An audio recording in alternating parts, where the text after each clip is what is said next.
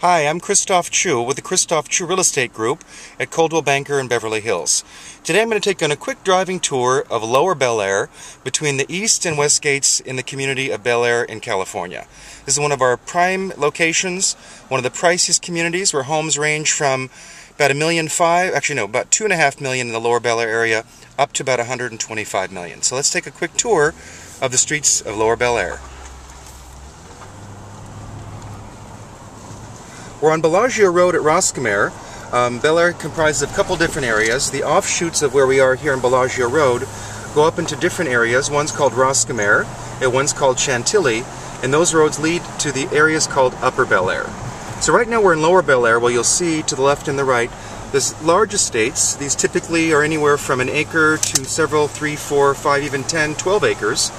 Jerry Perencio just continued amassing his estate, which is now, I believe, at about 13.5 acres. That's the original Kirkby estate. This is a home up here that's named Brigadoon, sold a few years ago, was on the market for about $24 million.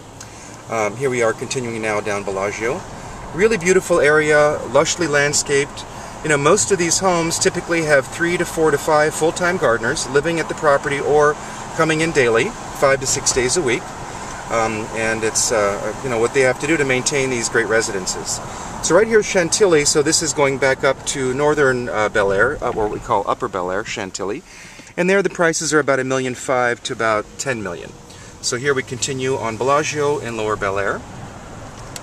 It's a cute little part of Bellagio, and there's a charming little traditional house that I've always admired here to the left, or to the right, sorry. This particular area comprises of a lot of different people. I wouldn't say it's primarily a entertainment industry or celebrity kind of area. Yes, a lot of producers and behind-the-scenes kind of people do live in the area, but I would say it's primarily more a neighborhood of very wealthy business moguls, independent businessmen, CEOs. You know, Lee Iacocca lives here, and you know, a lot of big corporate heads live here, but not too many celebrities. That doesn't seem to be the kind of push in the Bel-Air area. Even though it's very private and secure, it just doesn't seem to be the main pull of who wants to live up in here. Although there are a few well-known celebrities that do live in the Bel-Air area. We're continuing here on Bellagio Road, and we're at Sorbonne, and we're going to continue on down. And we're actually heading from where we were, which was the west gate of Bel-Air, heading over towards the east gate. This is the house that belongs to Massimo. He's the owner of Massimo Clothing Company, and it's a beautiful, beautiful home. We got a new construction up here on the hill being built right now. That's going to have some great views. As you can see, lots of little curvy streets here in Lower Bel-Air. It's curve after curve after curve. It's kind of fun to drive. Kind of reminds me of the Corniche in the south of France. So it's kind of a little fun drive to come up in here through Lower Bel-Air. So we're about halfway, maybe 3/4 of the way through Bel-Air in this lower section. And right up here is a house that was built up on the hill, quite lovely.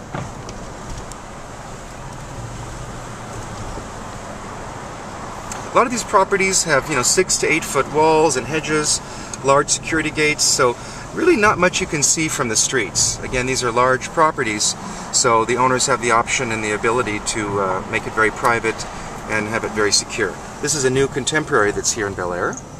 Not too many of the new contemporaries. We're primarily older homes built in the 1920s through about the 1940s, although there are a few 1950s and 60s. This house is kind of cool.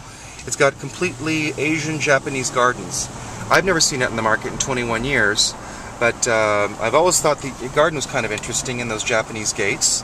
And as we turn around the corner here, you'll be able to see a little bit more of the Asian flair and feeling for this property. Kind of cool if you like that Asian look. So we're continuing on down, and we're about to get to the to Stone Canyon, which is another part of Bel-Air, and right by the world-famous Bel-Air Hotel, which is owned by the Sultan of Brunei. And we're just passing by Lee Iacocca's house. I think the gates are right down here. So that's where the ex-CEO lives, Lee Iacocca. And now we're looking at the backside of the Bel-Air Hotel, which the Sultan of Brunei owns, and his Dorchester group of hotels. They closed down the 31st of January, and they're undergoing a major 2-year renovation on that hotel, and who knows what they're going to do, but it should be a great place.